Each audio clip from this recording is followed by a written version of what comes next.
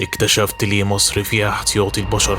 الموضوع بدأ لما كنت بتفرج على رامز وهو بيعذب الفنانة. لاحظت حاجة غريبة، عملت زوم على ضرس زينة ولقيت محفور عليه رقم 606، وساعتها حسيت ان في حاجة مش طبيعية. ابتديت ادور على الرقم ده على النت، ولما ملقتش فايدة سألت الذكاء الاصطناعي، قال لي ان ده سعر الكراون والدكتور نسى يشيله. حسيت انه عايز يبعدني عن الحقيقة، فاضطريت الجا لجروبات الفيس واسأل، بس للأسف محدش كان بيرد. وفي يوم عشوائي جات لي رسالة في الأزهر من اكونت غريب. عرف منين اني بدور ورا الموضوع ده؟ طلب اني اقابله في مكان سري، وان محدش يعرف اسمه الحقيقي او شكله. الفضول كان هيقتلني، فاضطريت اوافق. اتقابلنا، وبعد ما ارتحت له كشف لي انه دكتور كان شغال في مختبر سري في جزيرة الوراق وبيعملوا فيها نسخ للبني ادمين. وضح لي ان المشروع في الاساس كان معمول للفنانين عشان يوفروا فلوس الدوبلير، ولاعيبة الكورة عشان لو اتصابوا، والسياسيين عشان لو حد مستهدفهم، والفود بلوجرز عشان لو اتسمموا.